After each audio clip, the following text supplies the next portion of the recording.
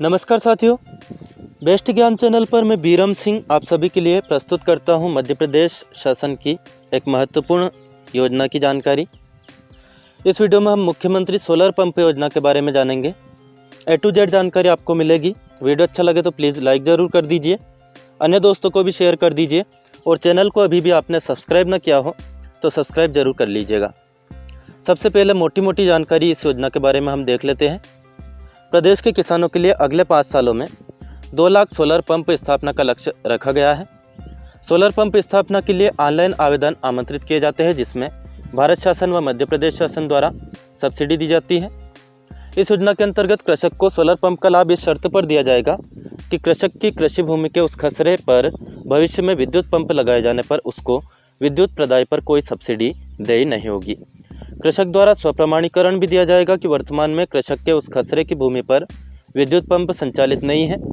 यदि संबंधित कृषक उस विद्युत पंप का कनेक्शन विच्छेद करवा लेता है अथवा उस पर जो अनुदान यानी कि सब्सिडी प्राप्त होती है उसे छोड़ देता है, तब उसे सोलर पंप स्थापना पर जो अनुदान है वह दिया जा सकता है।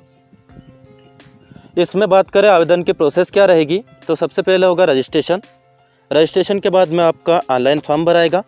उसके बाद में विभाग उसको स्वीकृति देगा और उसके बाद में आप जो है सोलर पंप की स्थापना बताए गए स्थान पर करवा सकते हैं। आवेदन कैसे करें उसकी पूरी जानकारी हम देखेंगे, लेकिन सबसे पहले ये देख लेते हैं कि किस किस तरह के सोलर पंप अवेलेबल है और कितनी उसकी कीमत आपको रहेगी। तो 1 HP का जो DC सबमर्सिबल सोलर पंप रहेगा 19,000 रुपये इसकी कीमत रहेगी।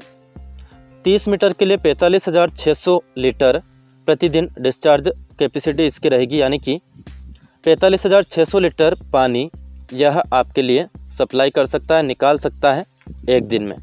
शट ऑफ डायनेमिक हेड रहेगा 45 मीटर का। 2 हॉर्स पावर का जो DC सरफेस रहेगा वह रहेगा 23,000 रुपये का। एक्चुअली यहाँ पर जो 90% तक सब्सिडी है वो भारत सरकार और मध्य प्रदेश शासन के द्वारा इसमें दी जा रही है।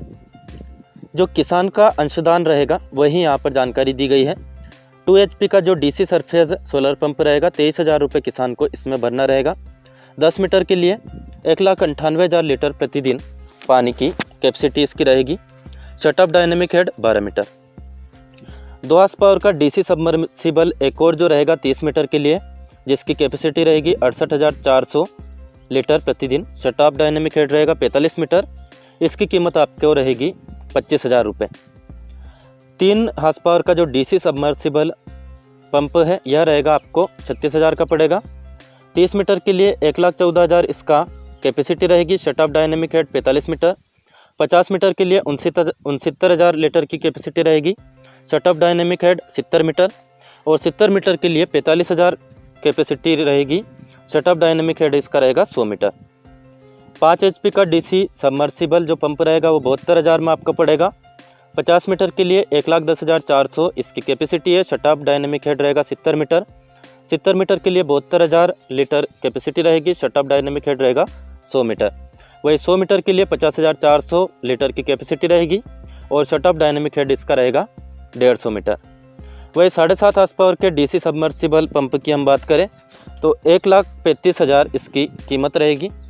जी हाँ, 50 मीटर के लिए 1,55,250 लीटर का यह कैपेसिटी रहेगी। Shut off dynamic head 70 metre. 70 metre के लिए 1,01,250 लीटर कैपेसिटी रहेगी। Shut off dynamic head 100 metre और 100 मीटर के लिए कैपेसिटी रहेगी 70,875 litre. Shut off dynamic head 150 metre. 7.5 horse power का जो AC सबमर्सिबल पंप रहेगा इसकी कीमत भी 1,35,000 है। 50 मीटर के लिए इसकी जो क्षमता रहेगी 1,41,750 litre. Shut off dynamic head 70 metre. 70 metre के लिए 94,500 litre. Shut off dynamic head 100 metre. 100 metre के लिए 60,750 litre. Shut off dynamic head 150 metre. अब हम देख लेते हैं आवेदन की पूरी प्रोसेस क्या रहेगी। बात करें आवेदन की पूरी प्रोसेस की, नवीन आवेदन के लिए पोर्टल है cmsolarpump.mp.gov.in। इसे आपको ओपन करना है। इस तरह से यह पोर्टल ओपन हो जाएगा। यहाँ पर सबसे ऊपर आपको ऑप्शन मिलेगा नवीन आवेदन करें, इस पर आपको क्लिक करना है। यहाँ पर आपका मोबाइल नंबर मांगेगा, मोबाइल नंबर आप एंटर करेंगे। यहाँ पर कृषक का मोबाइल नंबर जिससे पंजीकरण करना हो उसे आपको एंटर करना है। एप्लीकेशन मोबाइल पर OTP भेजकर सही मोबाइल की नंबर की जांच करेगा। OTP सत्यापन के उपरांत कृषक की सामान्य जानकारी दर्ज की जानी होगी। आवेदक का नाम वगैरह ये बिल्कुल आप सही भरें।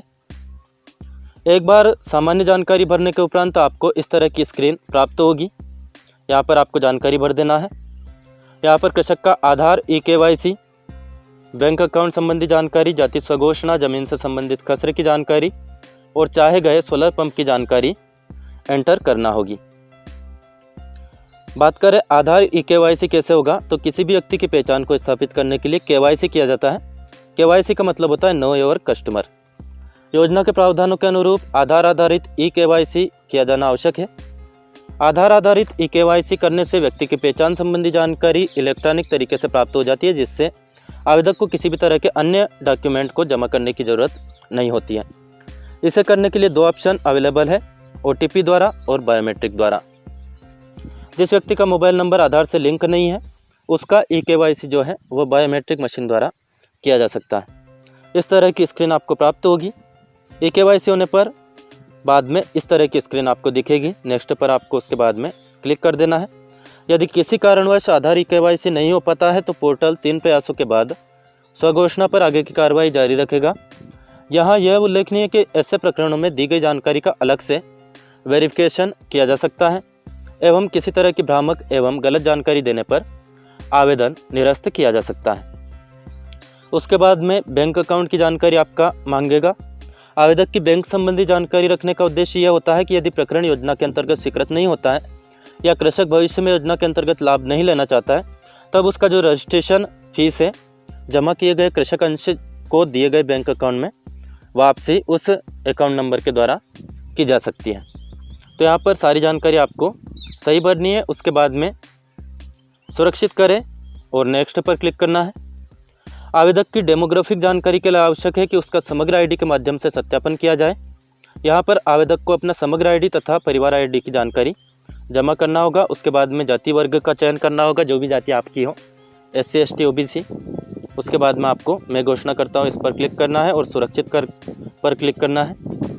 योजना के प्रावधान के अंतर्गत राज्य में कृषि भूमि पर ही योजना का लाभ ले सकते हैं। धारित कृषि भूमि के सत्यापन के लिए आवेदक के आधार नंबर से लिंक खसरे जो कि यहाँ दी गई सारणी में आ रहे हैं उनमें से किसी खसरे में सोलर पंप लगाया जाना प्रस्तावित है को चुनना होगा।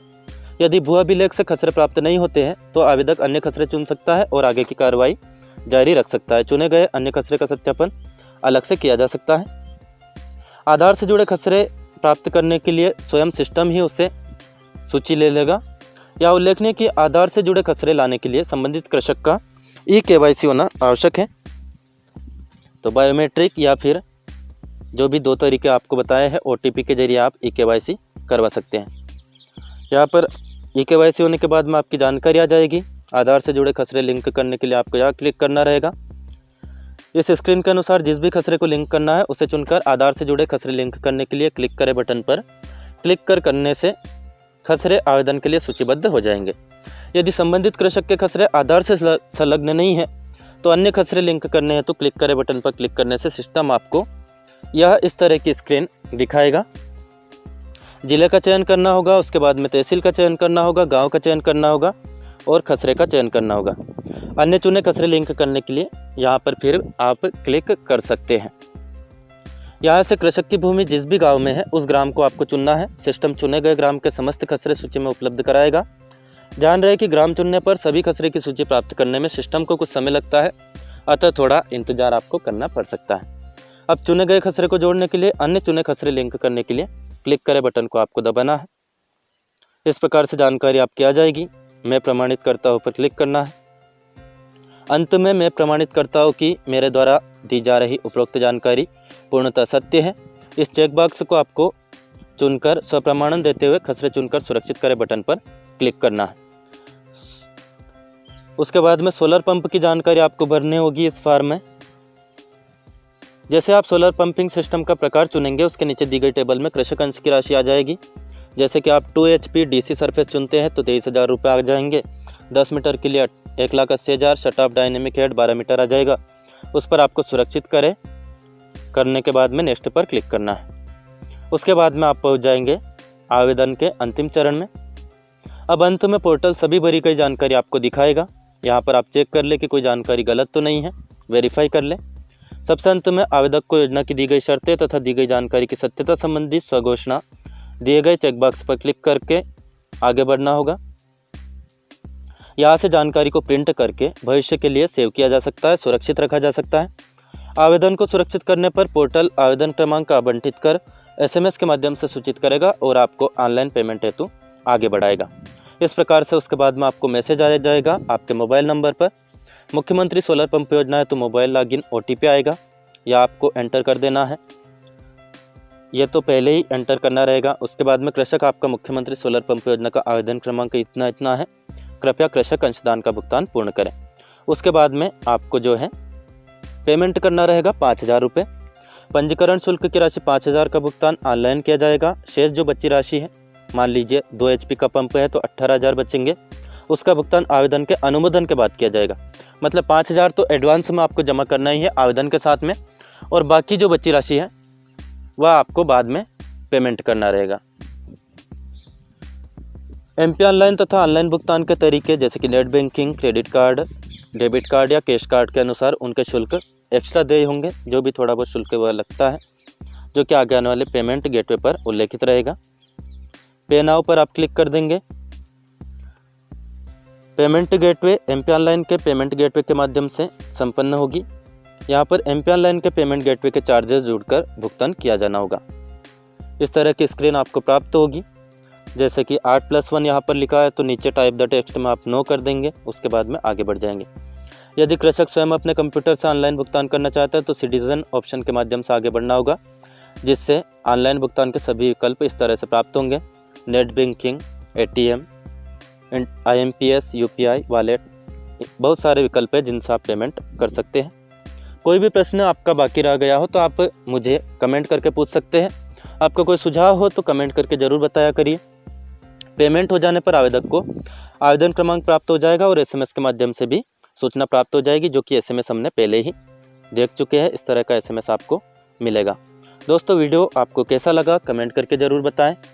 अच्छा लगे तो लाइक ज़रूर करें, अन्य दोस्तों को भी शेयर कर दें, खासतौर पर किसान भाइयों को, ताकि उन्हें महत्वपूर्ण योजना की जानकारी प्राप्त हो जाए और बिजली बिल के झंझट और लाइट के आने जाने की झंझट भी खत्म हो जाए। और इस चैनल को आपने सब्सक्राइब ना किया हो तो सब्सक्राइब जरूर कर लेना।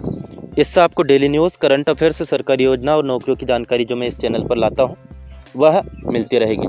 फिलहाल इस वीडियो में इतना ही। स्वस्थ रहें, मस्त रहें, लेकिन अस्त व्यस्त न रहें। इसी उम्मीद के साथ इस वीडियो को करते हैं यहीं पर समाप्त। धन्यवाद। जय हिंद, जय भारत।